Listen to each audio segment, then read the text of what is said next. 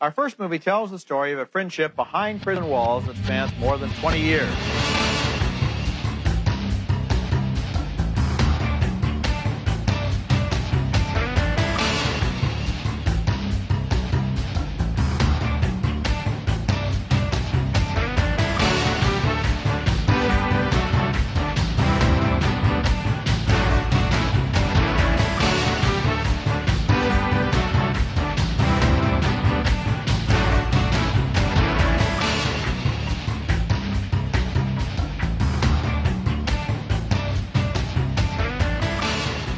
Welcome to episode 33 of Middlebrowd Madness, an exercise in podcast hubris. My name is Derek Gane. I'm Isabel Arf. Hold on just a second. I just need to ask something.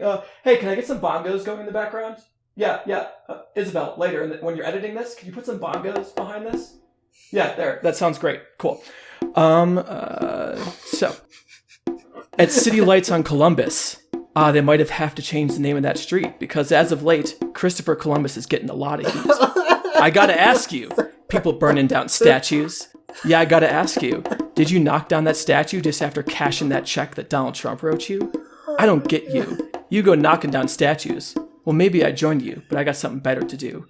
For in this song, I might just take the opportunity to knock down you.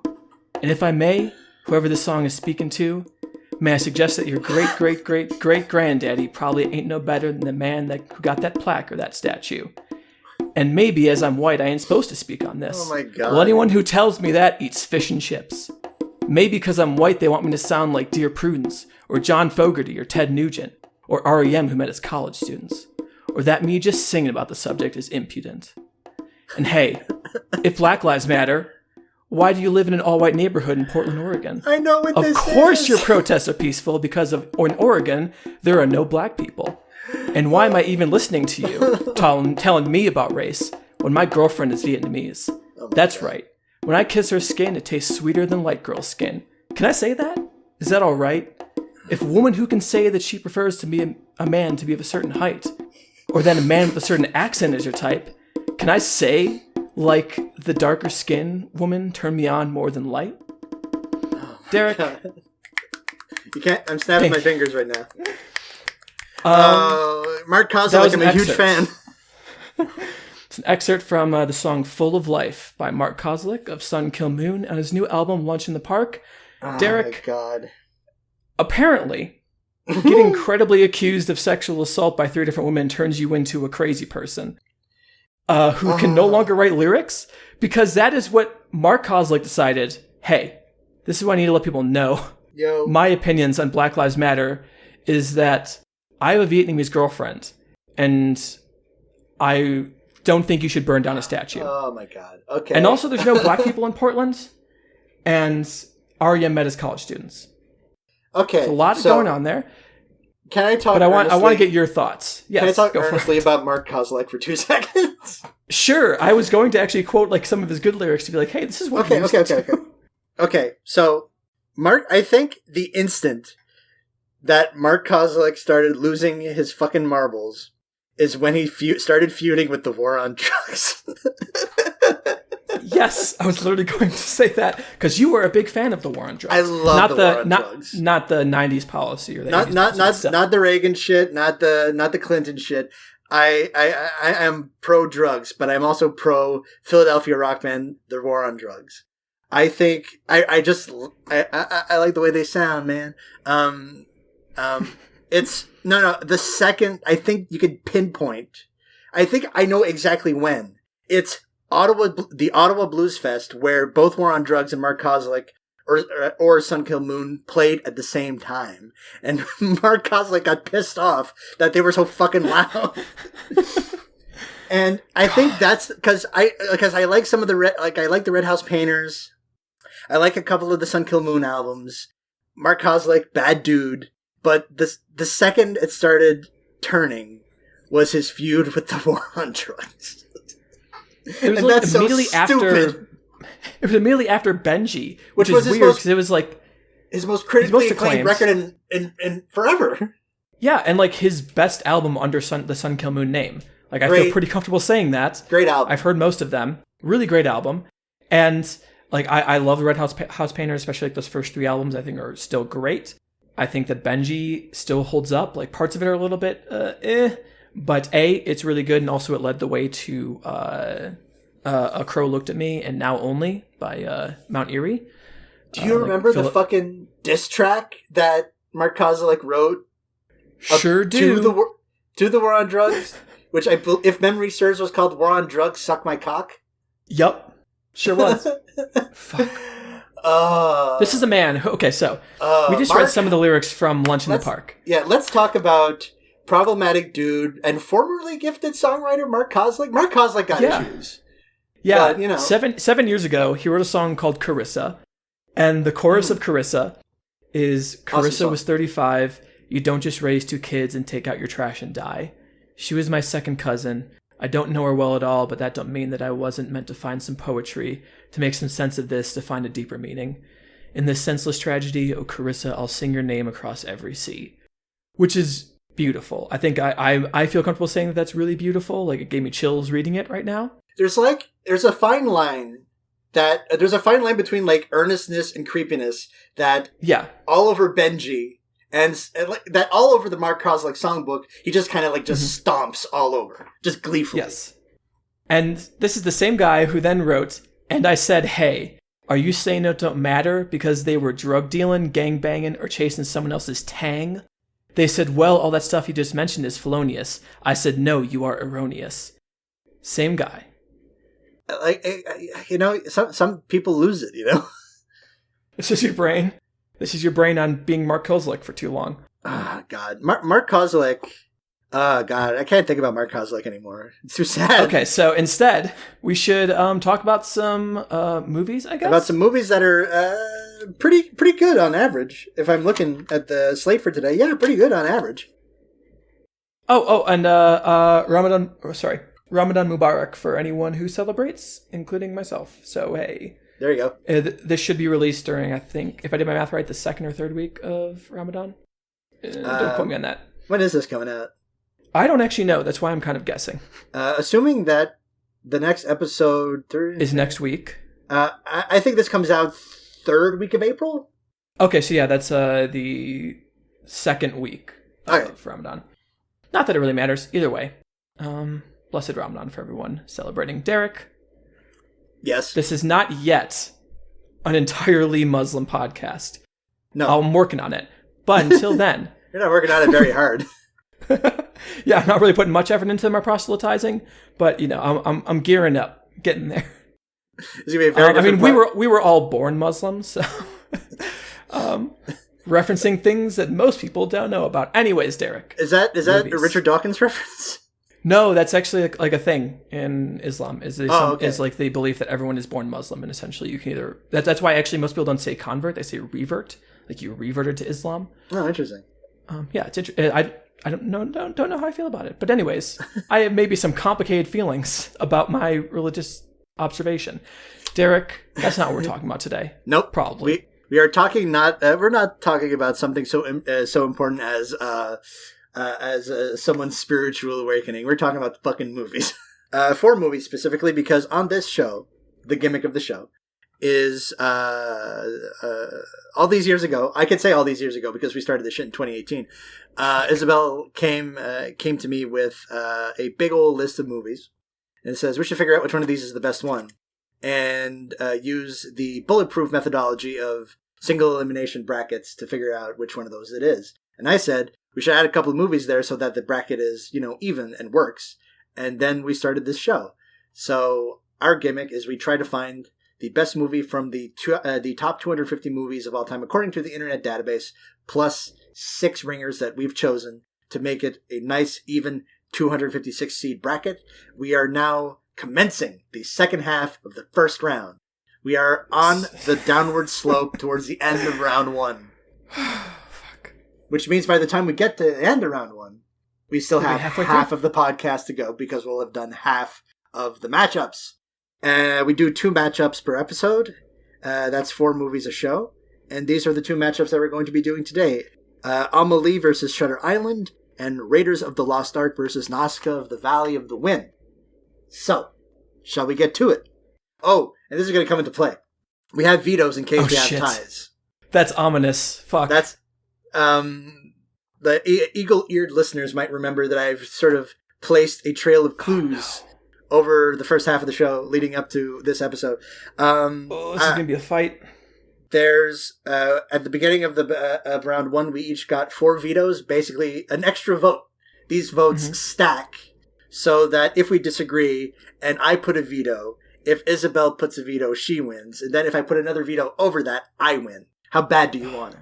I don't like this setup, but Isabel has, if memory serves, Isabel has 2 and I have 3.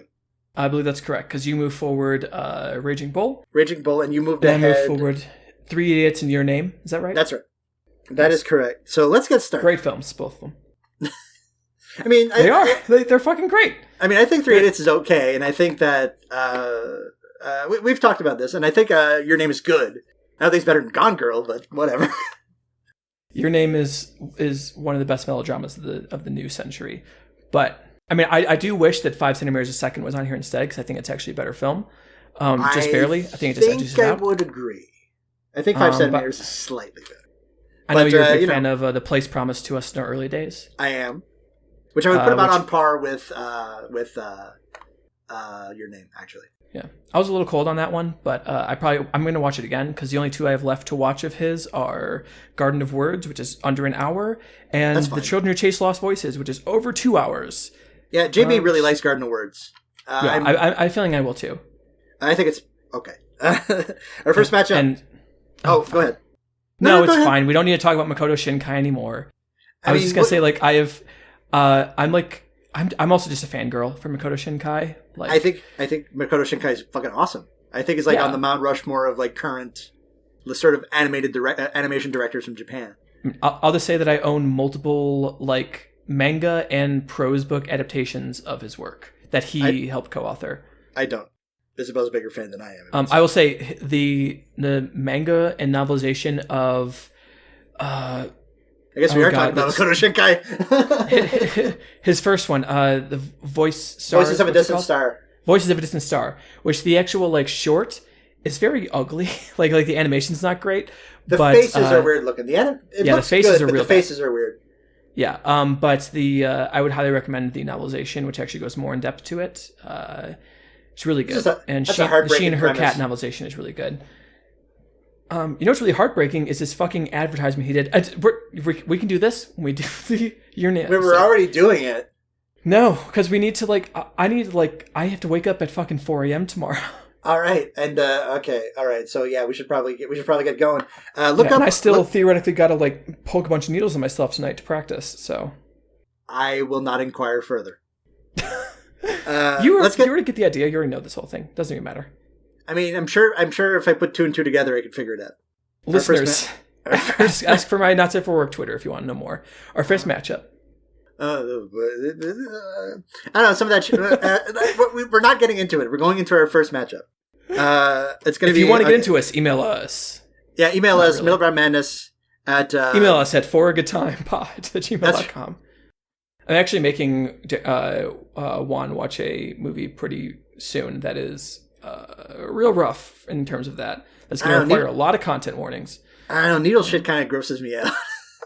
Oh, it's more like large meat skewers, but hey. Well, same deal, I think, right? No, meat skewers can be like way more painful and leave more of a thing. Yeah, it's bigger. Like needles, like the biggest needles I have are like 16 gauge, which is not that big. I think it's more conceptually. Okay, copy. Anyways. Our first matchup.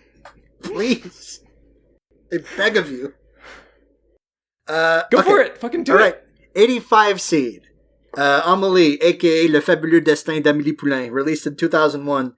Directed by Jean-Pierre Jeunet. Written by Guillaume Laurent, starring Audrey Tautou, Mathieu Kassovitz. You might remember this name from earlier in the pod. Rufus, Serge Merlin, and Clotilde Mollet. $10 million budget, $172 million take, 0 for 5 at the Oscars that year, but 4 for 12 at the César Awards, which are the French Oscars. I believe it was Best Film, Best Director, and a couple of other awards I don't remember, and don't bother to look up now. Versus the 172 seed Shutter Island, released in 2005. Fuck, I didn't write it down. 2010? Yeah, 2010. Versus number 172, or the 172 seed, Shutter Island, released in 2010, directed by Martin Scorsese, written by Laeta Kalogridis, based on the book of the same name by Dennis Lehane, starring Leonardo DiCaprio, Mark Ruffalo, Ben Kingsley, and Michelle Williams. $80 million budget, $299 million taker. Real fucking phenomenon. But no accolades really to speak of. This was kind of shut out of award season buzz, which is weird. It's a genre film. It's not a real film, so it's a fake movie. Yeah. Well, it is kind of a fake movie, but we'll get to that. Yes. But first, let's talk about Amélie. Let's talk about Amélie Poulain, which is really interesting because I think we both have a weird history with this movie and have a different impression of it now. Sure. I'm just gonna have to focus really hard the entire time to not think of Justin McElroy in my head saying anything. Is there a bit about? Yeah, there's Amélie? a recurring bit. All of the Mabim Bam fans out there, the real heads. Yeah, I guess I'm not a real head.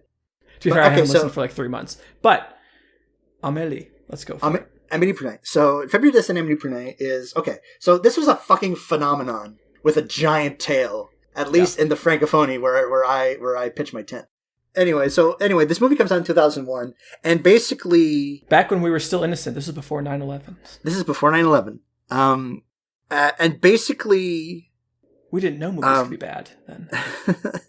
How does one even say? At the risk of sounding reductive, it kind of warps the dating pool for all of my high school and college, because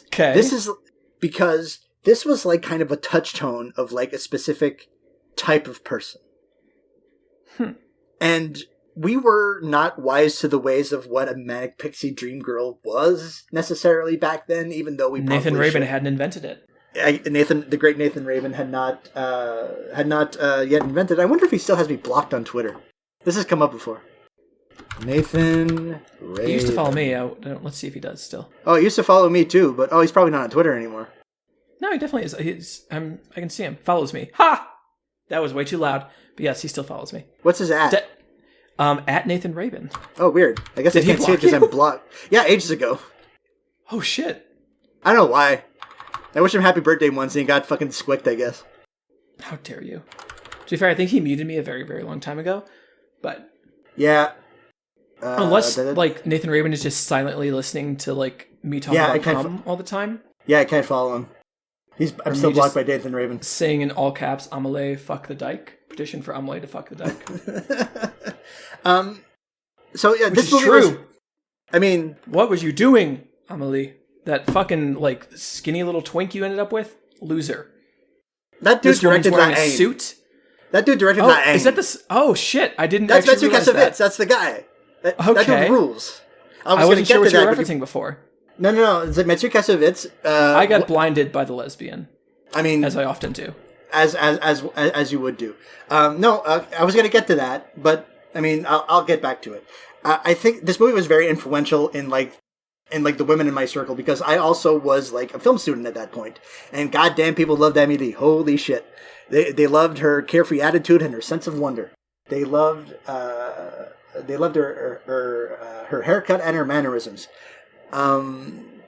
And here's the thing with her mannerisms is that she commits several crimes in the name of wonderment, and it's kind of I think looking back, this movie, the parts that I didn't remember all of this movie. The parts that I did remember are Yann Tiersien's fucking twee ass score. It's how can we play to what foreigners think France sounds like? Lots of piano and celeste and accordion. Just fucking ham, baby. And I remembered that. I remembered Audrey Tauto's very deep, very brown eyes. I remembered all the sort of Diet Wes Anderson shit that happens in the movie, but I didn't remember how fucking weird and dark and horny this movie was. Yeah. I'm much the same, where I saw this movie when I was probably 16 or something like that. It was a decent amount after it came out. I think that it didn't really actually influence that much of my friend or high school circle because we were just a bunch of goobs in the Midwest. Yeah, I think if you have like if you have like a certain strain of Gallicism in you, if you're like a French Canadian, or are like at the risk of sounding like completely gross, a Francophile. This was a highly influential film. You know, we're just a bunch of like Krauts and Poles around the fucking Chicagoland area. Love Chicago. I can say that because I'm both of those things. It's like I can say all these bad things that I've been saying. Don't worry, everyone. Don't worry, I have permission. I got a paper and everything. I have permission. Like when I became a lesbian, they gave me a card that said, "Hey, you can say the word." I was like, "Oh, thank God, finally." You just tweet it out randomly. Yeah, I can just say it whenever I want. No one can stop me. They don't have they can't, like, the police can't even touch me anymore. Anyways, I got a special spreadsheet where I know what people can say what words, and that's why I'm a good ally. A great tweet from one Derek Godin. That's I think that's one of my best ones. I agree. And I remember you ran by us in the chat to make sure it was not offensive. Which is fair. Hey, better to do that than to not. Better to do that than have a heated gaming moment. Yeah, 100%. Yeah, so this was like, I really only saw this because I had a friend who was very much the kind of person who would watch it, but I remember not liking it. I remembered very much not liking it and feeling it was very twee and very kind of overbearing, and which it is in certain ways. This gave me a twee allergy that lasted my entire 20s, and I don't think it deserved that. I will say that, like, I weirdly, like, actually liked Delicatessen and City of Lost Children quite a bit. Yeah, those are both films that Jeunet did with one Mark Caro, who was his partner in writing and directing. And on rewatch, I have a much more shaded opinion, I guess I'd say, of it. It's not the monolithic, like, piece of shit I thought it was. It's not even really a piece of shit. It's a pretty decent movie. Like, I liked it. I'm a little thrown off by, like, why this was the thing that caught on for everybody, besides, like... I think it's because Audrey Tautou. Yeah. I mean... I think that'll do it, you know? You know, she's very cute. Although I will say this is one of those situations where I'm like, okay, she's a very pretty woman, and I guess she has some charisma, but I don't really have much more than that for her, if that makes sense. She's not like fucking Rita Hayworth or whatever. She's like a working actress. She's good, but like she's not like a generational talent, you know? It's like it was the perfect time and the perfect look for, like, because also the way that Amélie dresses was also highly influential, with like the giant soled shoes and the shabby blazers. And no, it was, I tell you, in the right circles, this was like a Rosetta Stone. Oh, I believe you. Just I wasn't in those circles, let's say. Right. Yeah, and it's still the highest grossing French language film in the United States. So hey, no shit. Yeah. Let's see. $33 million in the United States. That's not nothing. That's not nothing, especially for a film that you have to read subtitles for. Yeah, Americans hate which Americans are notoriously averse to. So I said that this movie is like dark and weird and horny. This movie has a body count within like the first 5 minutes. Yes. Like, you know, there's like a suicide in the beginning of this movie that's played for laughs. A suicide that leads to a death of her mother. That's right. And the whole and it hit me like a ton of bricks this time that this is this is ostensibly a romantic comedy about Audrey Tautou, who plays Amélie Poulain, and writer-director of La Haine, Mathieu Kassovitz, who plays her like beau or whatever. Basically playing a little cat and mouse game across Paris in a very, very twee way. There's a photo mat that's involved. There's there's like cases of mistake, and it's very French. It's all very French. But the thing is, this is like the deep plot. There's a ton of shit that happens in this movie that has nothing to do with Mathieu Kassovitz. He just kind of hangs out. Yeah, like that just kind of happens at the end of it. It was a little bit jarring to me, I'll be honest. It hangs out on the margin. That kind of hangs out on the margin. This is a movie about sort of the characters. Let me tell you, they're fucking characters in this movie. They're all like there's like the sort of vegetable. There's like the sort of grocer downstairs. There's a complete dickhead. There's the landlady who still pines over her long lost love. And there's a fucking Sam Jackson character from Unbreakable who lives in the building across, who's got brittle bones, who makes copies of like Monet paintings, or is it Manet? Which one of those guys is the Impressionist? Wait, I thought it was Renoir. Renoir. There we go. So Captain Brittlebones over there. Maybe that's insensitive. Maybe I shouldn't have said that. It's my favorite Les Claypool track. Nice.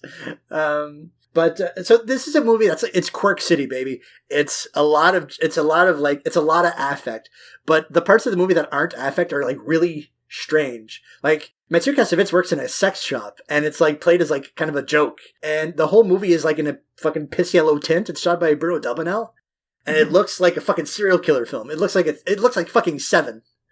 Well, it's kind of his thing, right? Like Delicatessen looks very, very similar. Yeah, it's very. To be fair, Delicatessen is like a post-apocalyptic film as well.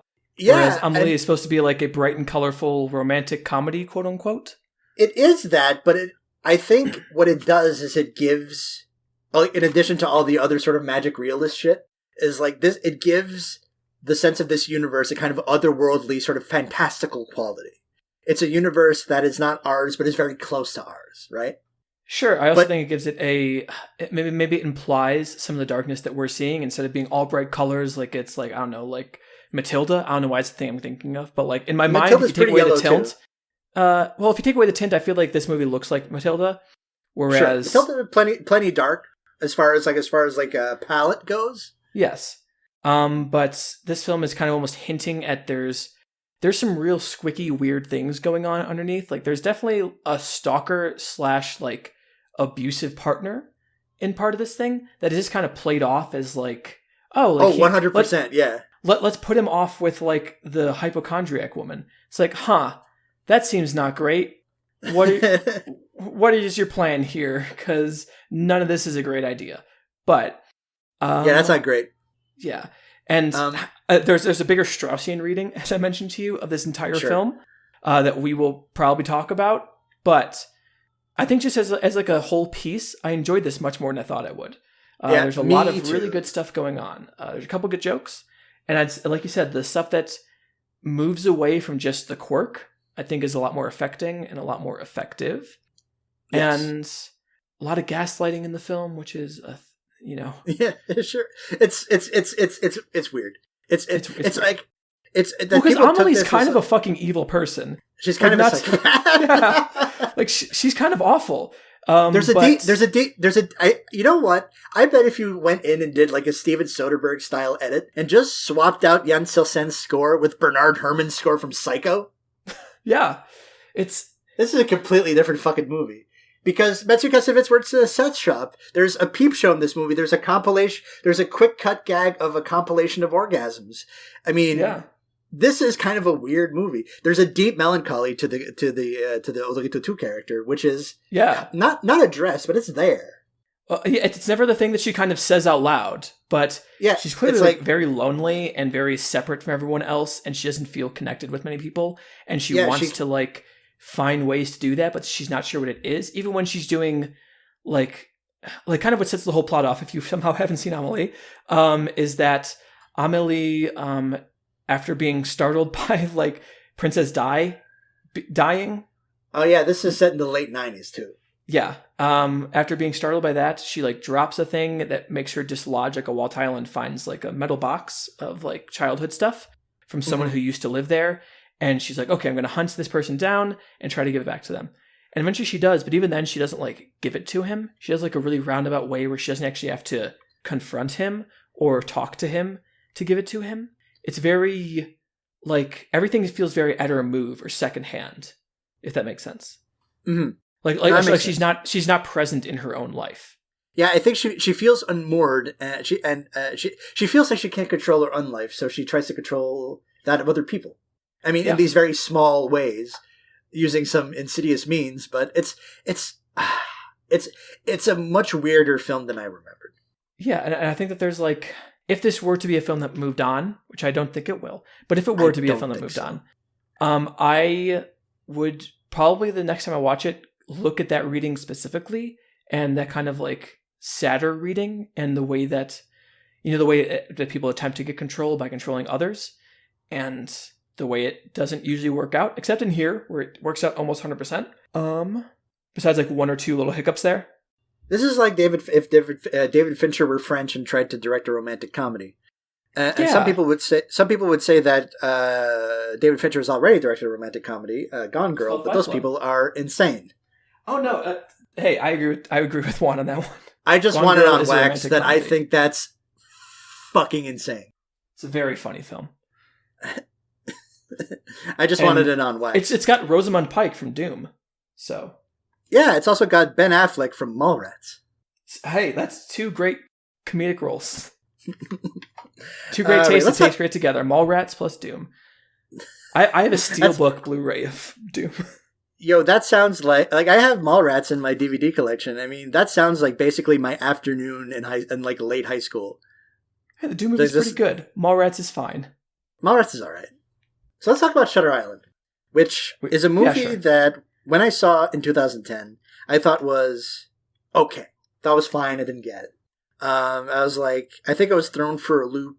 I was also a child and stupid, but I was like, I think I went in with a certain set of expectations that the movie did not conform to. Because I rewatched it for this show and I thought, this is one of the best movies of 2010.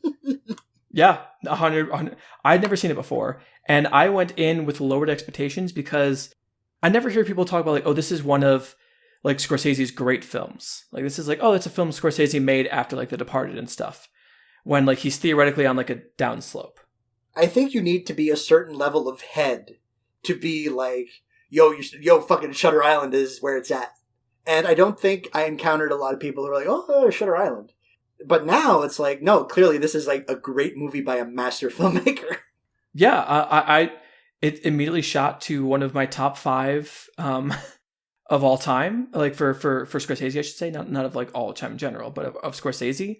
I don't know if I think it's top 5, but it's very good. For me, it's up there with like Bringing Out the Dead and The King of Comedy and The Last Temptation of Christ. Like I would consider those all kind of neck and neck in my brain. I recently watched Last Temptation of Christ for the first time. Not on this list, so I could talk about it here, and that movie is fantastic. Yeah. Willem Dafoe, what a wonderful Jesus he is. Yep. Harvey Keitel with some great red hair going on.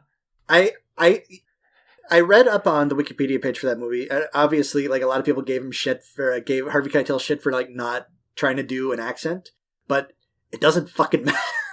Yeah, like who gives a shit? Who gives a shit? They're not speaking like Aramaic or whatever. Just as fucking it's fucking Harvey Keitel playing Judas. What more do you fucking want? Yeah, it reminds me a lot of when people would get mad at like Kingdom of God or like Troy or Rome or like any of those things set in like the medieval times or the pre-medieval times. Everyone has like an English accent. Everyone has like an English accent, or they don't give a shit. Like they don't even try. And it's like, well, those are both equally bad choices. Like who really actually cares? Like neither of those are accurate to the era. So just go with it. And as long as it's not jarring me from there, as long as like, you know what I'm saying. I didn't want to call anyone out. But yeah. No. It's like, come on, your suspension of disbelief is sturdy enough to buy Harvey Keitel as Judas. Come on, you've made it this far. You're watching a film about Jesus. Hey, a film about Jesus. There was no film in Jesus' time. See, foolproof. Not even Super 8 back then. Nope. I guess you could probably do some very primitive animation with like stone tablets, but you know, the medium's come a long way since then. Got to have a bunch of different slaves to like move those real fast. No. Shutter Island. Hey, that was the time. You know, I'm just trying to. Oh no. Sometimes like Abraham Lincoln said some problematic things about black people. No. You know, are we gonna we're the people to do it? We're gonna cancel Abraham Lincoln. Okay, I'm actually gonna be bitchy about one thing for a second. Okay, go about Abraham Lincoln. Okay, all right. So, I mean, besides the fact that, like, you know, he suspended habeas corpus, but more importantly, and that was in one location for a short period of time. Regardless, that's not the thing I'm talking about here. The thing I'm talking about is, like, I really hate when I hear people who are like, well, when you consider in the context of the times, actually this person wasn't racist. I mean, I have to give them credit for that.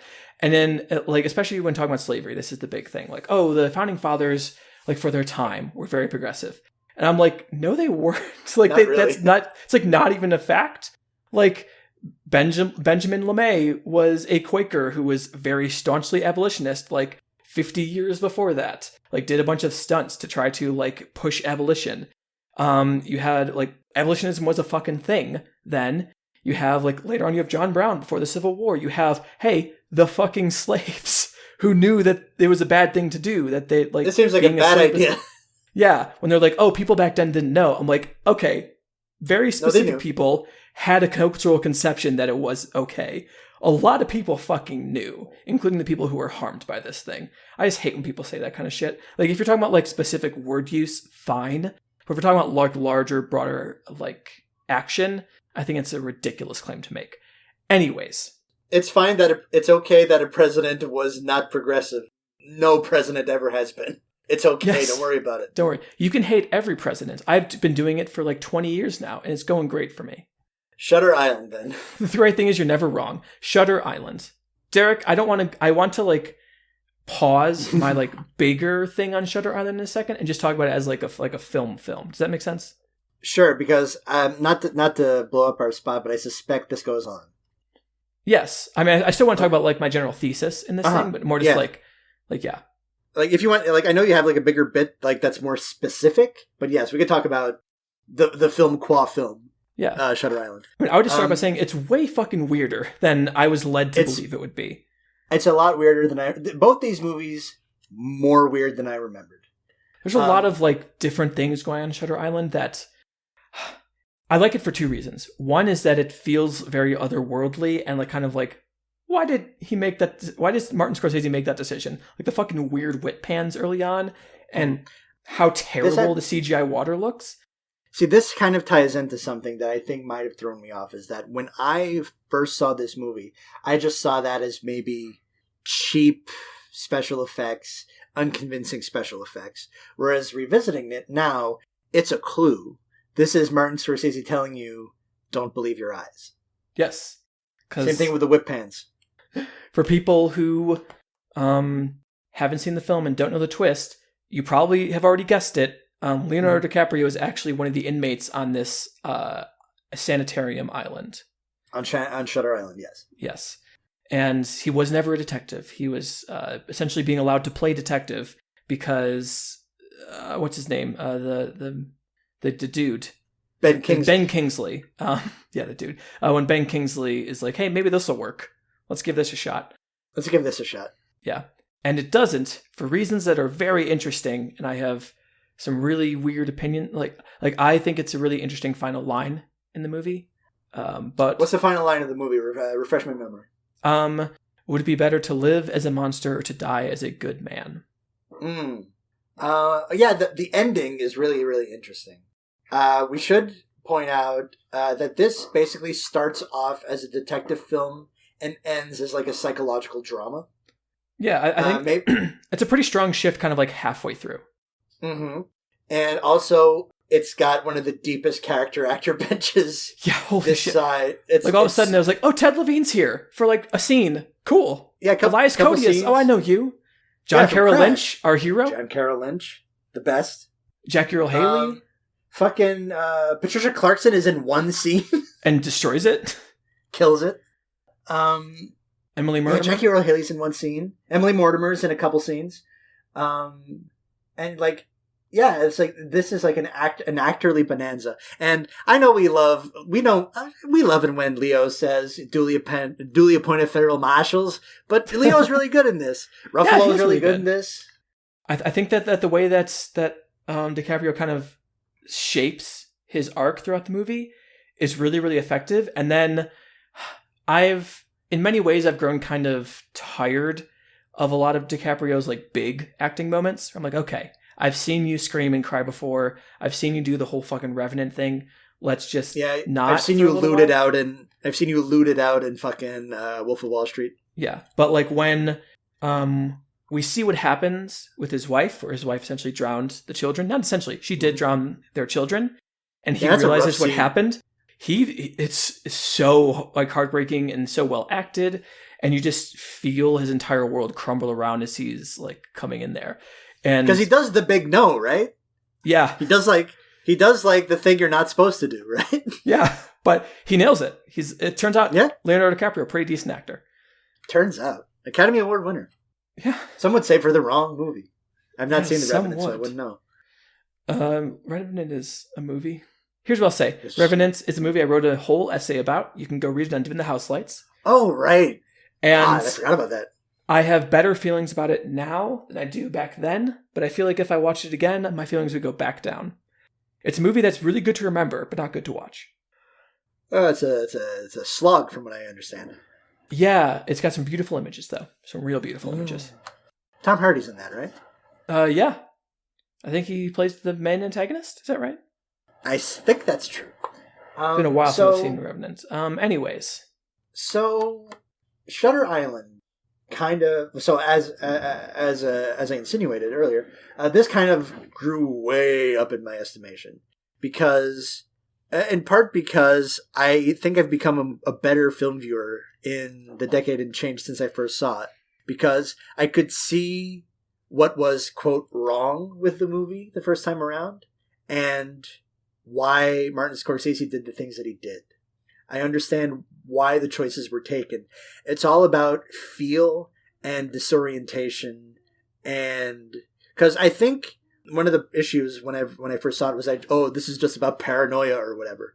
But it's closer to a film about psychosis and trauma than it is about just sort of stock paranoia. Yeah, it's a film about like what people do when they can't accept the actual answers to things. Yes. And that those answers are horrific and terrifying. Yeah, it's like when the answer is, well, it's your fault. Yeah. It's either it's your fault or certain things happen that can't be taken back and you have no way of ever changing and they're going to ruin the rest of your life forever.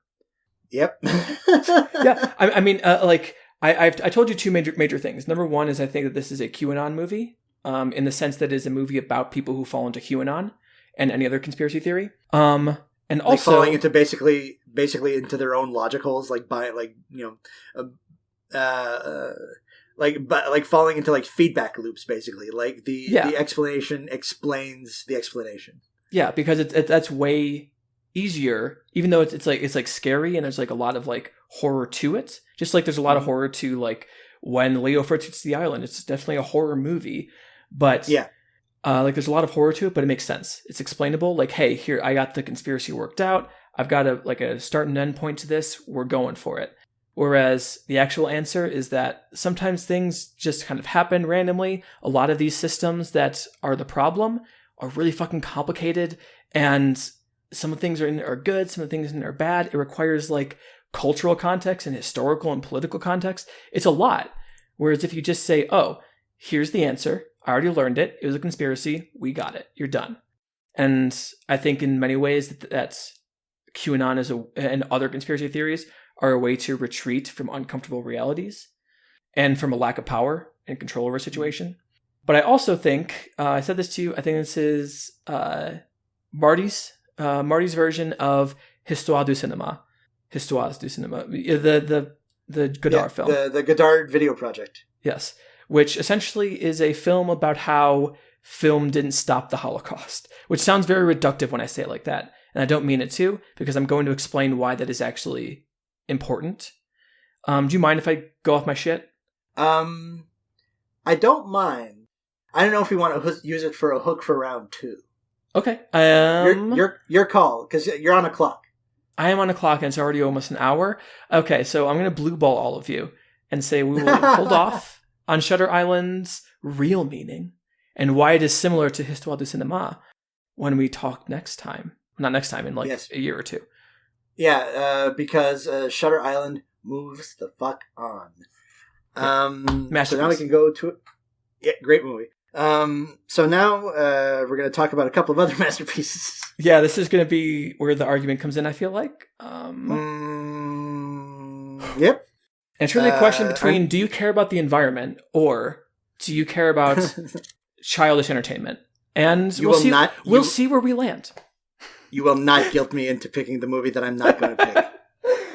We'll see.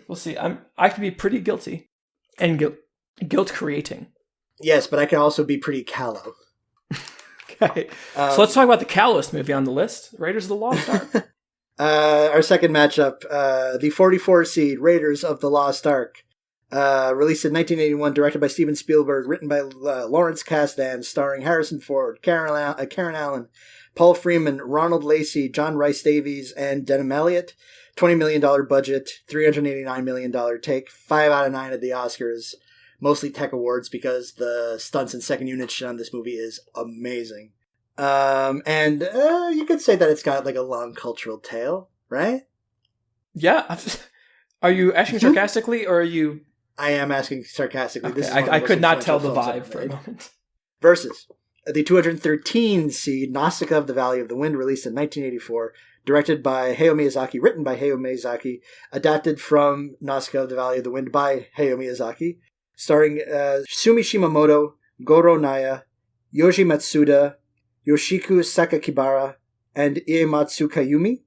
I hope I got all of those. Make sure you say the English dubbing actors too, because we were both shocked by this last night. I didn't list those, sadly. I don't have them at the ready. So 100 in the English dub, I'm just going to say it. It stars Alison Lohman, Patrick Stewart, Shia LaBeouf, Uma Thurman, Chris Sarandon, and Edward James Olmos. That's insane. Yeah, it's also got Frank Welker and Tress MacNeille in smaller parts. Which, hey, let's also just get them in here while we're at it. Frank Welker plays the fucking little animal, right? The little fox dude. Yeah, I mean, hey, yeah, King, we love him. Frank Welker is great. Yeah, Frank Welker rules.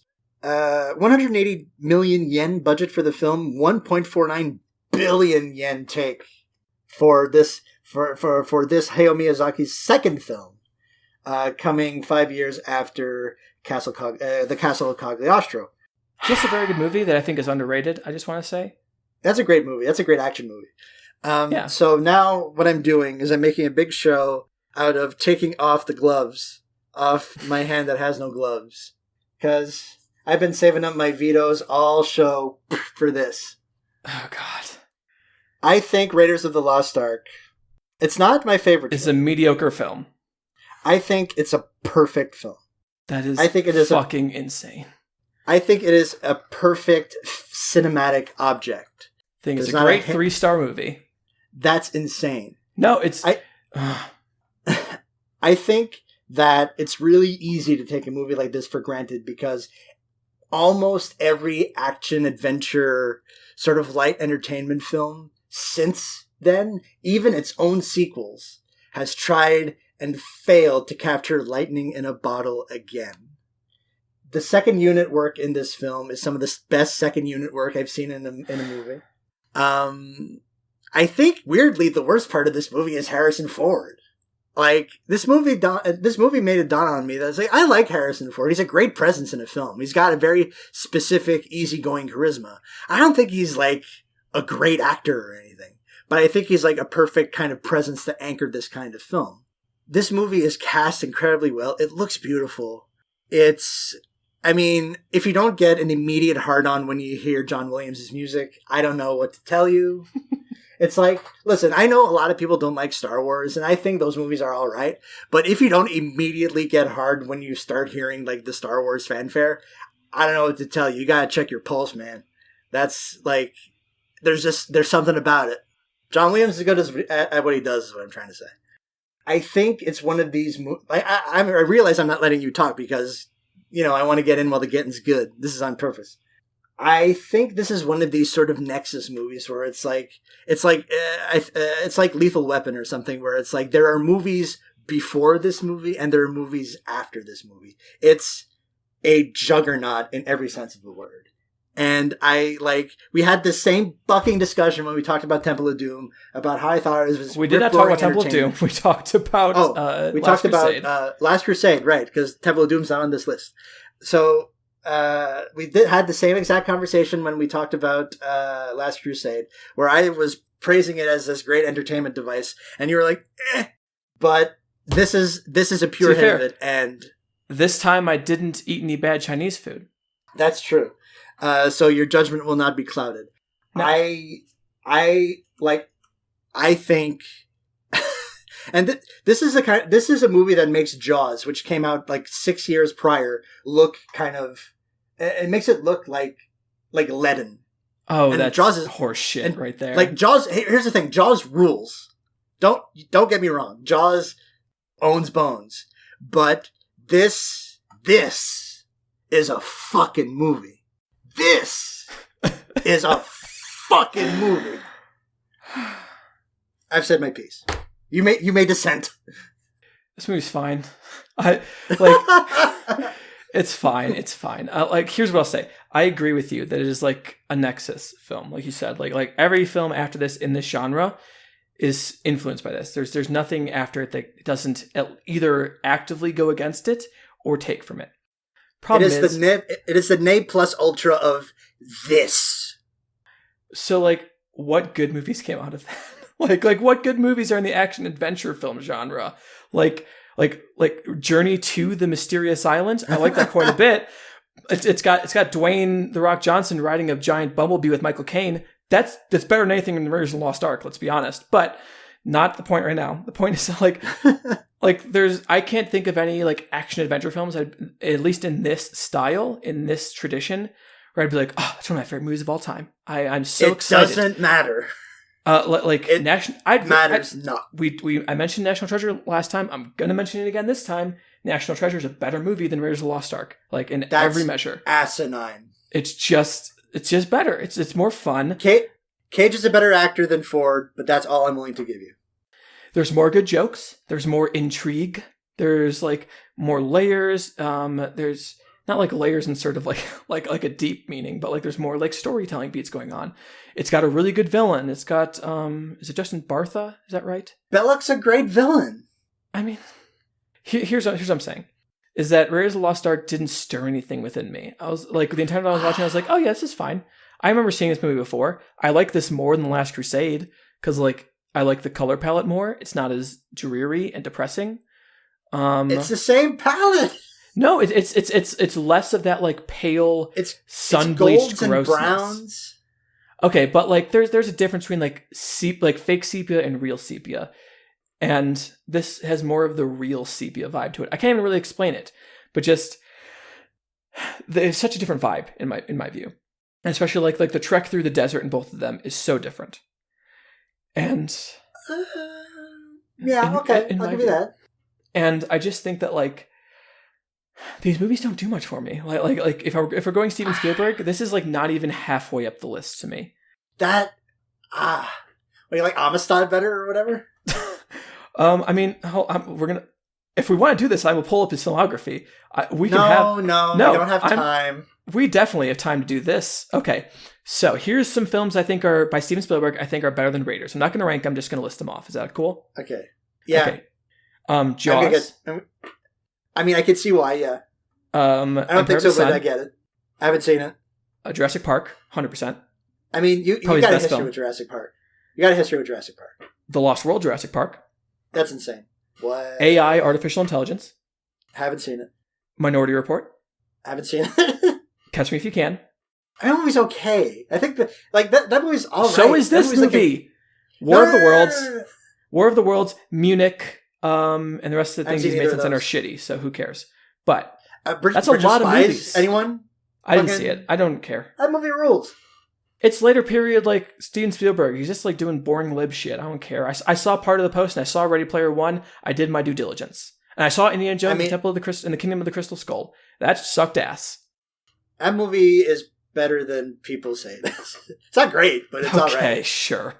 I mean, it's listen, I mean, the Ark of the Covenant melting off the faces of Nazis is not that much more ridiculous than like fucking ancient aliens or whatever. Yeah, but to be fair, like the one is practical effects, the one is CGI, and not to be like that person, but it does make a big difference.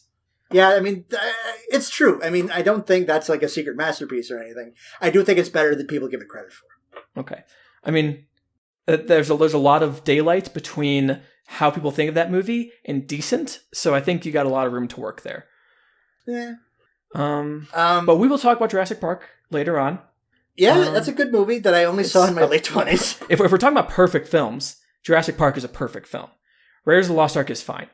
I think Jurassic Park is very, very good.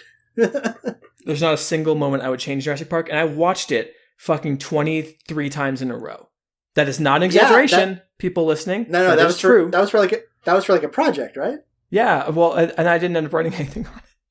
I was like, I'm gonna write like a film diary of like what each viewing is like, and then I didn't do it because like halfway through I was like, this is exhausting. I just need to like make it through as like a testament to the fact that I could do it, but I'm not going to like keep doing this project that is making me miserable as I do it. Anyways, Raiders of the Lost Ark is fine. Like there's a lot of things to like in it. There's I think a lot it's of like it's real like dead air, and that thing is tight. No, Jaws is a tight movie. Raiders of the Lost Ark is dead air.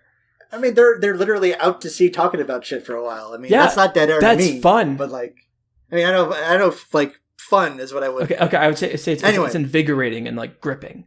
Whereas most of Raiders I just kind of like fell off on. We are literally going to talk about Jaws in like a few episodes. Okay. Yes. Okay. So the point is, I think the Raiders of the Lost Ark is a mediocre film from a very mediocre franchise. Listen, I'm just like, the franchise I can't really attest to the whole thing, but Raiders is like if I had to show a space alien what a movie was, this would be one of the ones. We said that a lot. Space Aliens got a lot of movies to watch when they come here and talk to us. Yeah, well, I mean, that's the price of doing business with us. I was like, hey, while you're here, let's watch Entrails of a Virgin.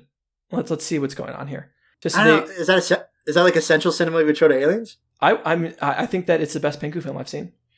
Either that or Lolita Vibrator Torture, which is a much better film than that title. I've gotten so used to saying that title that I forget how awful it is. Those are three words I'd never want to see together. Yeah, but it's a really genuinely like touching and like almost like grotesquely touching film about like neoliberal alienation in 90s Japan. But like two of those in words I don't even want to see by themselves. So I'll let you guess which two. So now let's talk about a film that I think is very very good. Okay. It's a film that won up in my estimation on rewatch, I will say. I think it's stayed about the same place for me, but I have a sort of a renewed appreciation for it. Let's talk about Nausicaa, the Valley of the Wind. So yeah, this is sort of, this is like textbook Hayao Miyazaki film, fucking gorgeous vistas, sort of a pacifist environmental kind of bent. Guns look cool, but cause all kinds of pain and heartache. Or I guess in this case, warships. Well, guns too. There's some guns. There's some guns. It's kind of still an action movie. It's still kind of like it makes a lot. It's got more like an sense escape from a plane. So yeah, it's got great action set pieces. The creature and flora design is really really good. Yeah. Beautiful. And so, what's this movie about? It's like, so our title character, Nausicaa, we don't have to fucking explain what Indiana Jones is. You know what the fuck Indiana Jones is, okay? Let's talk about Nausicaa. So you're saying it's like Indiana Jones is trite and played out. Gotcha. So Nausicaa. No, I'm saying that it's fucking, I'm saying that it's fucking... Hey everyone, watch this iconic movie. It is iconic. Listen. You call out that which you hate. I know why you're using the word iconic, but I'm not going to fucking let you up. Nausicaa, the Valley of the Wind.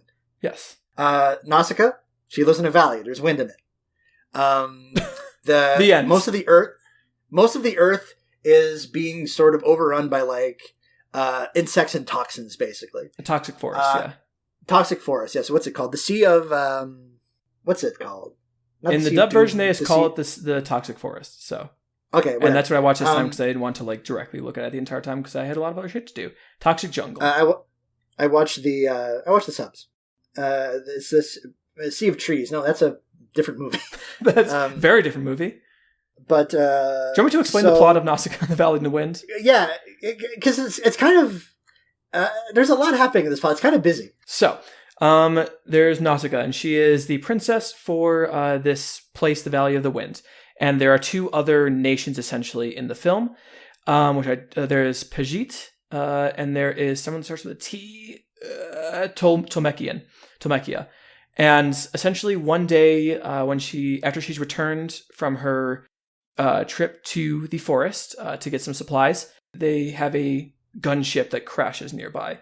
And it crashes because it was covered in like the bugs that all come out of the forest if you use guns anywhere near it to try to kill you. There's the insects get pissed. Yeah. And in the crash, there is a Pajit princess, and she basically says, burn everything in that ship. And then she dies. And the reason she said that is because it turns out in that ship is an embryo of a giant warrior, which are like essentially one of the things that caused the destruction of the Earth. It's like almost like a organic mech, I might say, something along those lines. Yeah. But not like an Ava. No. It's a lot gloppier than an Eva. You get to see its whole face glop off of it, which is pretty dope. But both of these movies have a lot more sort of gross, like EC horror shit than I remember. Yeah.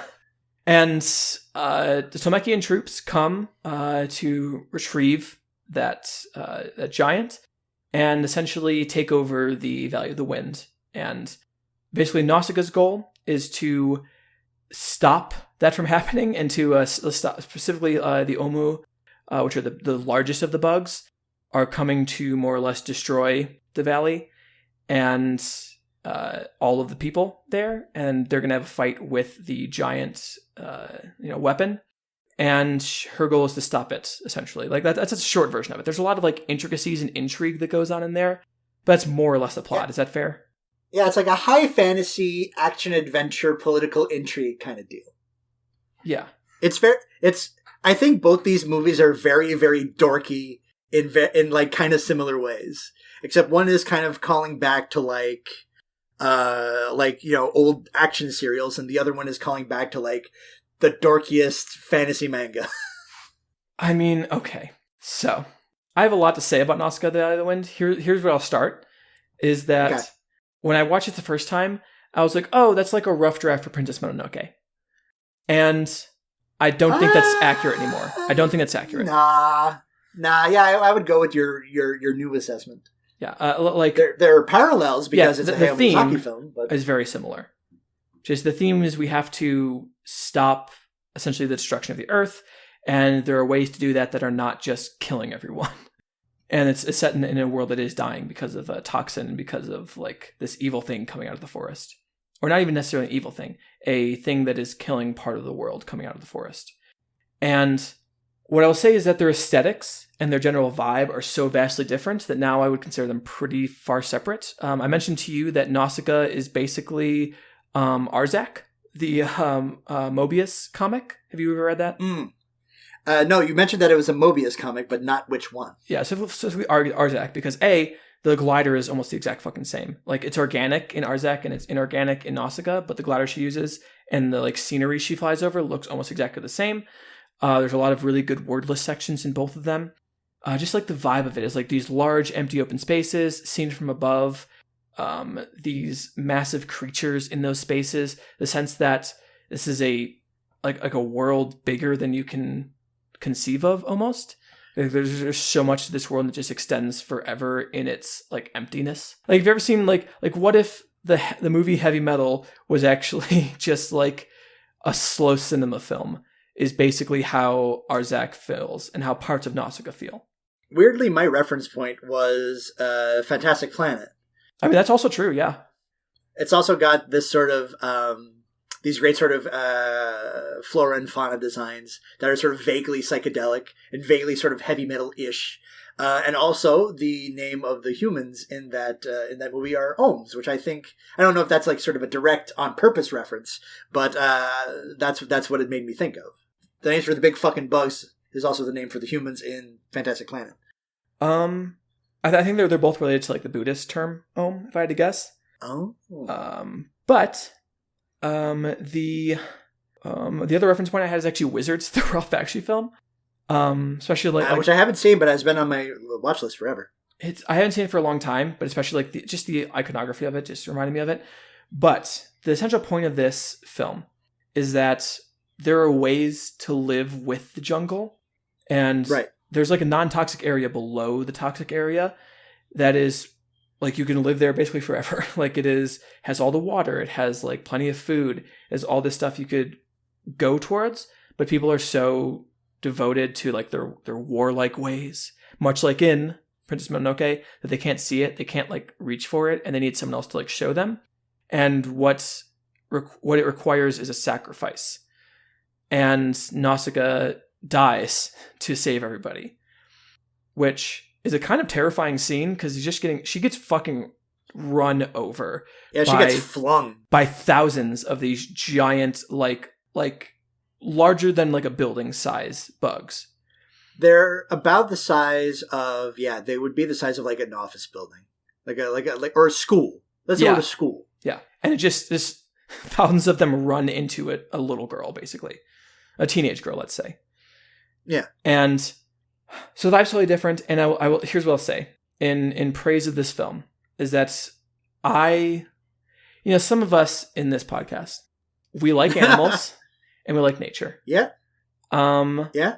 And I know that those things don't really do much for you, Derek. But for me, seeing a little girl like save a baby ohm or try to save a baby ohm from her father and everyone else in her community when she's a child is heartbreaking and like sets up the rest of her character so well. And I feel like I'm a bit inarticulate talking about this film because so much of it just hit viscerally more than it was anything else. I'm going to try to like be more articulate when we talk about Princess Mononoke, which I think is a better film, but brings up many of the same feelings. I would agree. Which is like feeling a sense of yourself in the other of the wild, in the other of the environment, and realizing the environment is not separated from you. You are not, here's people and here's the environment. It's like, no, you are part of the whole thing. It's all one big world. Not to be like, it's here's the problem is that New Age has made this shit sound so cliche. Like, we're all one, bro. But like, we are. And you're not in traffic, you are traffic. Yeah. And I don't know, like it does anything I'm saying make sense at all? Well, no, I get it. And you say you're inarticulate, but you're way more articulate about your defense of Nausicaa than I was about fucking Indiana Jones. No, like I think you better place Indiana Jones in a cultural context, whereas I'm just kind of like, oh, nature, dude, have you like hugged a tree? It's actually, it is hippie shit, but it's not hippie shit to its detriment, you know? Yes, I think that is true. And the thing I will say about Princess Mononoke that I prefer, I mean, a lot of it, like one is, I think the animation is better. Better action. Better character work in general. Like I think Nausicaa is a strong character, characters. And the other princess is a really strong character. Nausicaa comes fully formed out of the box perfect. Yeah. She has a little arc, but it's not a big arc. Like Nausicaa's right the whole time. The end. Yeah. But I also like the Princess Kushana, who like has the arm that she can take off. I think she's a better character than Nausicaa. Better character than what? Than Nausicaa. I think she's a more complicated character, but also I think that Princess Mononoke sees a value in violent resistance that this film doesn't necessarily see. This film does Mononoke is far angrier. Yeah, it's a lot angrier. This film feels like compared to like, especially considering this is the same guy who did something as like thorny as The Wind Rises. This feels kind of kiddie-ish, but it's not a kiddie film. I guess it has like a naivete, but again, not to its detriment. I can definitely see that where it's like I think further Miyazaki films, like it makes sense this is his second film, second directorial effort, because a lot of this is still very moving and very like beautiful and sweeping, but it's not as complicated as he would later become. Even in something like Spirited Away, like the main villain character, what's her name? The big head. I want to say Ursula, but that's not it. That's not it. Either way. Let me look it up. It doesn't really matter. Everyone knows what we're talking about. Point is that like she's a complicated figure. Like she has so many different layers going on there. Like she is obviously doing something that is wrong, but she's also Baba Ganoush. Yubaba, that's it. But she's also the mother of this whole community of people. Like she keeps them safe in a lot of ways, and she directs them and tells them what to do. And people clearly have respect for her, and not just because she's terrifying. Like they clearly respect her as a like person, and she has this care for this giant baby, and she has the big baby. Yeah, I'm always fucked up, man. It's so good. We're talking about it later on, right? It's amazing. It's got to be on this. I think we already talked about it, and we like already moved it forward. I feel. Yeah, it beat A Wednesday, which was one of the sort of one of the sort of random Indian films that we saw. But like later, what point I'm making is that later on, Ghibli in general and like Miyazaki specifically would have more of those complicated things going on, whereas like you're saying, Nausicaa feels a little bit naive, where like people who are good, and people who are bad are mostly bad, but they probably have some good parts to them as well. I think like funny enough, the most complicated characters are like the bugs. Yeah. Because it goes Cagliostro, Nausicaa, Castle in the Sky, Totoro, and Totoro is like... I think that's when he's finally there. That's like he crystallizes that kind of like abstract... Because that movie's kind of naive, but it's also complicated as well. And then he follows that up with, I think, Porco Rosso, which is a little bit more of a mature film. Mm-hmm. It's one of the Ghiblis that kind of get lost in the cracks.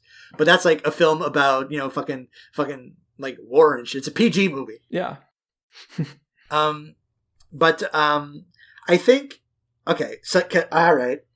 So I've heard your impassioned defense. You want to move Indiana Jones forward. Is that fair? I think, okay, well, again, like I said, Indiana Jones is kind of like, it's a corny movie. It's kind of a naive film too. I mean, yes, I get it.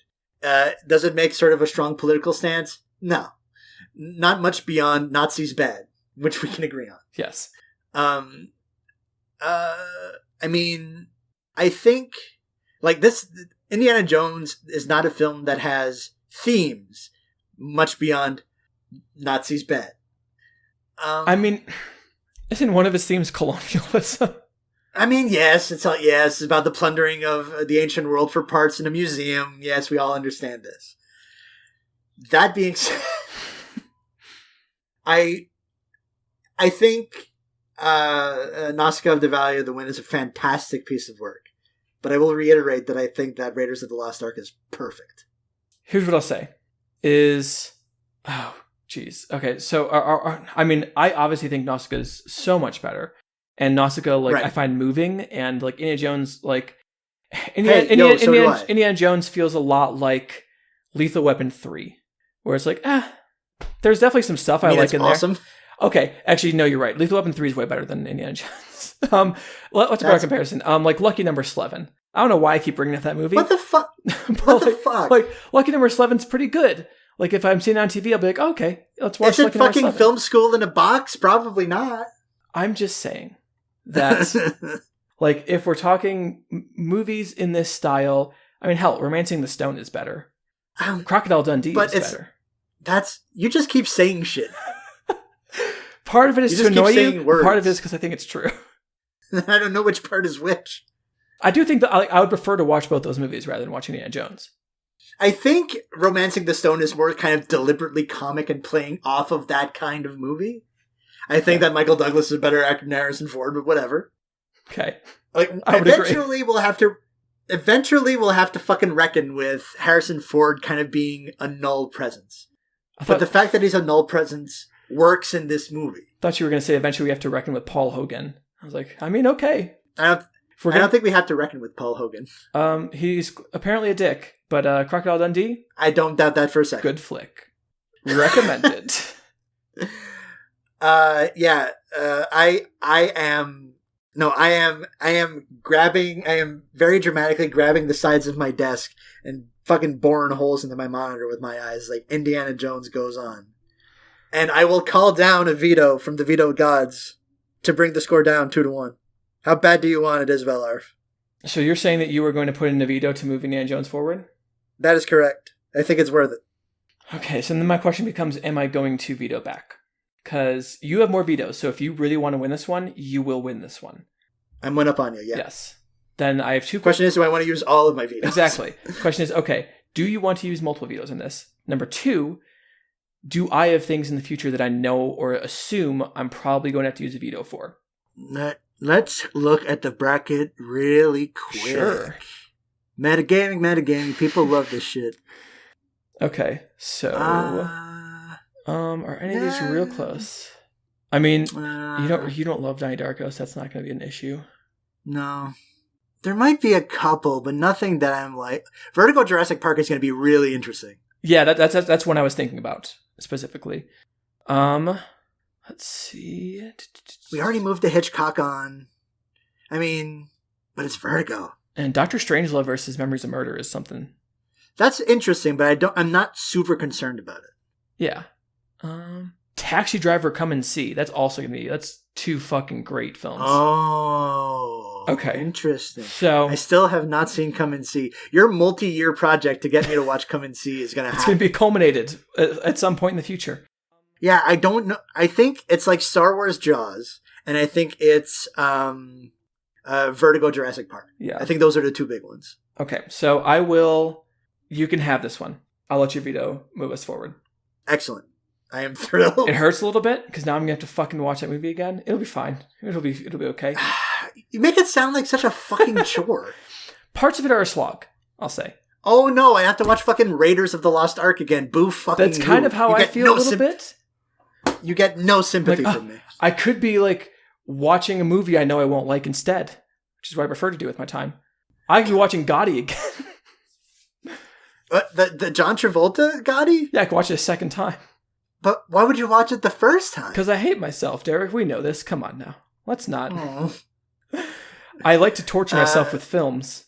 I thought films were supposed to be fun. No, they're supposed to be miserable. That's why you watch Movie 42 or whatever that fucking thing is.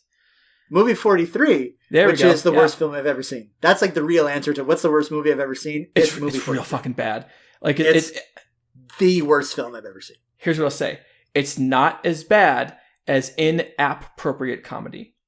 Have I seen that? I know that's like in our group. That's like the ShamWow guys sketch comedy. Yeah, it is. Oh boy, what a horrible thing to hear. I remember it Rob being Schneider's in it. Around our group, but I don't remember if I have actually seen it. There's a part where I know what you're going to say. The Amazing Racist? Going to say. No, I thought you were going to say Flirty Harry. I mean, don't get me wrong. I love that too. But there's a part where Ari Shaffir does a Ari bit. Shaffir, good lord. Where it's like the Amazing Race, but it's the Amazing Racist. And he does a bunch of racist things and has a bunch of black actors he paid do other racist things. And it's hysterical. I love it. You know me. It's one of the worst things I've ever fucking seen in my entire life. But Flirty Harry, now that's a bit. Adrian Brody, you cannot say that Adrian Brody does not commit. I mean, even when he's pretending to be Rastafarian and gets permanently banned from SNL, he goes. Is that for real? Yes. Oh, I'm going to insert the audio clip right here just so people can hear it, but I'm going to link you to it as well. You can watch it after we're done. Okay, I will. You know what you do it. Man, we are original rude boy champagne, you know. Me no respect all aspect, me respect, me expect, me uncle spect, me respect, Big up Jamaican massive, So, a matchup of titans next time, and I don't say that lightly because Scorsese v. Spielberg, Shutter Island versus Raiders of the Lost Ark in round 2, a combat of titans. Titans of industry, the industry being film. Well, we got through it. Yeah, and we're only an hour and a half in. Yeah, so we're doing great. We're killing time. That's not how you say it. Yeah, we're killing. Well, we're making good time. We're playing the Miranda Lambert song "Killing Time." We're watching the Safdie Brothers film "Good Time." We're listening watching to the podcast for a good film time. "Killing of a Chinese Bookie." I hear that's a good movie. Never seen it. Never going to see it. I'm fine. I will probably never see a Cassavetes film in my entire life. That's Ben Gazzara, right? Isn't that? Probably. That sounds right to me. You know what movie Ben Gazzara is really good in? Most of them? Roadhouse. Oh, okay. That movie should be on this list. I'm sorry. And also, let's talk about other reasons I fucking hate Chuck Klosterman. Like, oh my god. Wait. Does Chuck Klosterman not like Roadhouse? Okay, so here's the thing. Okay, this is how we're going to wrap up the show, folks. Yes. So, I should say, being a white gentleman in his early to mid 30s, I used to own or currently own, I'm not sure, a copy of Sex, Drugs, and Cocoa Puffs somewhere in my shelf. I'm not sure. I think I got rid of all the Klosterman. Yeah, Steph said she got rid of all the Klosterman. There was only the one. Thank you. You're a hero. What was the other one? What would the other one have been? I know it wasn't Fargo Rock City. No, that's no. Gross. I never. Was it IV? No. Eating the dinosaur? No. You're just rattling these off like someone who used to read them. Yeah, imagine. Was it the novel he wrote? No. I think it was just Sex, Drugs, and Cocoa Puffs. So what's your bit about Chuck Klosterman and Roadhouse? So Chuck Klosterman has this. So I have a history with him, and I think you do too, Isabel. Yeah, we talked about the five album test is Stephen Hayden. That's not Chuck Klosterman. No, but I did mention the whole thing about how I sent in that email to I Don't Even Know Television about how Chuck Klosterman made me a communist by hating his opinion so much. That's right. But here's another thing about Chuck Klosterman I hate. I can just list a bunch of those off. If we want to talk about his fucking review of the Tune Yards album and how fucking terrible it is. Yeah, that was like the tipping point. That was his. Yeah, that was when I jumped off. That was his war on drugs, suck my cock moment. So, Chuck Klosterman has this theory that Roadhouse is not a good movie because it's a good movie. It's a good movie because it creates an interesting alternate universe where we have to conceive of things in a certain way. Like, he's not able to just say, hey, Roadhouse fucking owns. He has to, like, construct this whole fucking meta-narrative so he doesn't feel dumb for thinking that Roadhouse owns. And it is super embarrassing. It's really tough to read, because the entire time you're like, you can just say that you like Roadhouse. Like, you don't have to do this. Like, you can just be like, hey, Roadhouse is a dope-ass movie. Patrick Swayze owns. I love the idea of a fucking, like, philosophy, like, major who is now, a bouncer in this dive bar. Yeah. A cooler, if one wants to be specific. It's awesome. It's just an awesome movie. But instead, he has to over-intellectualize it because, weirdly, Chuck Klosterman cannot let anyone think he's stupid.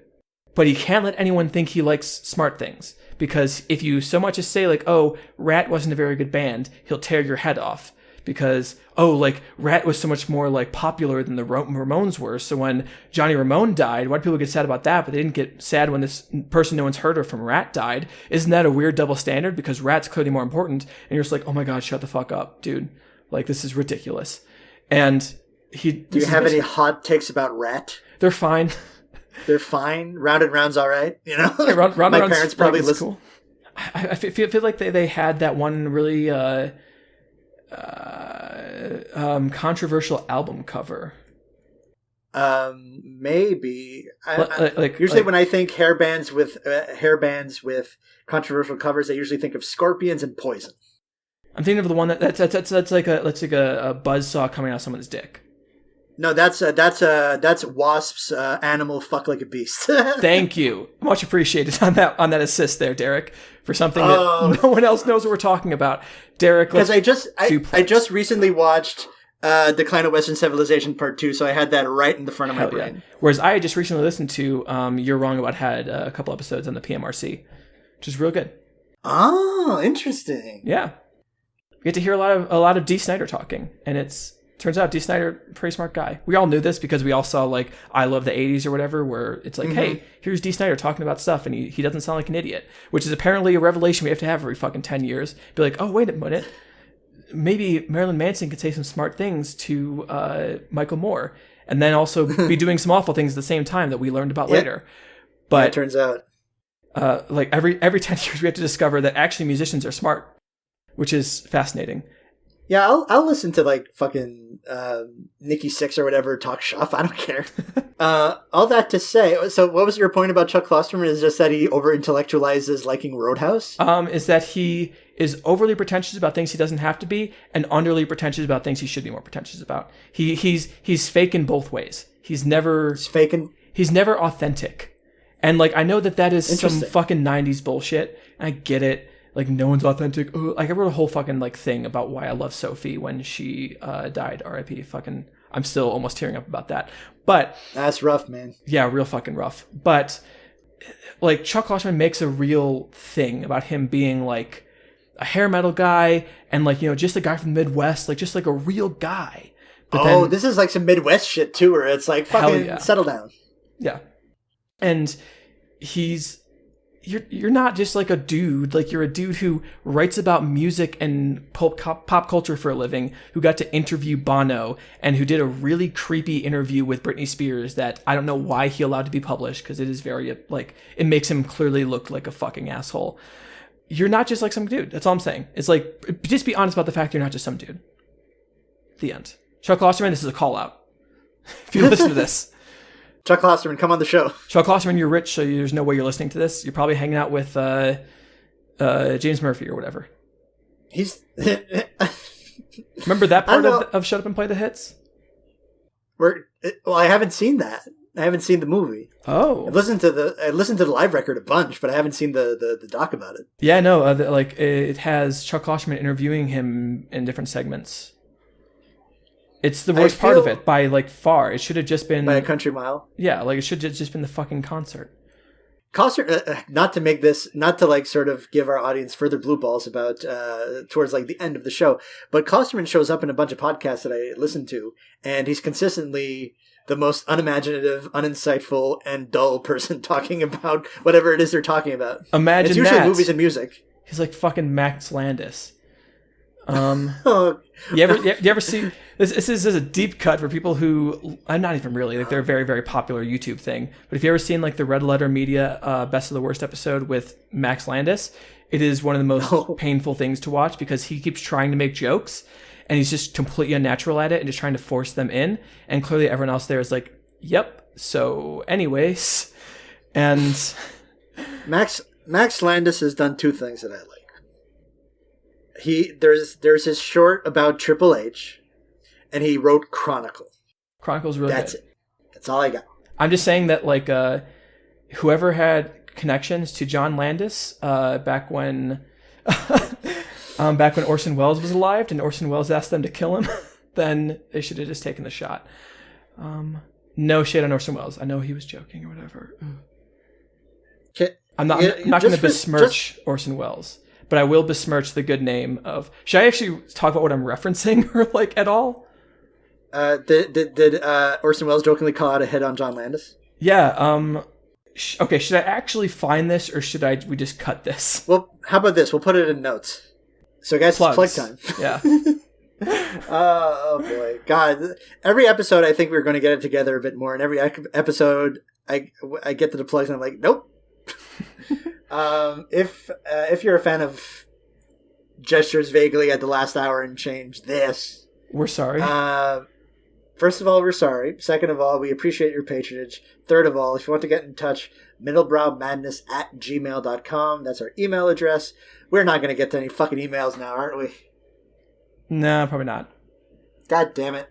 We will. We swear. We swear.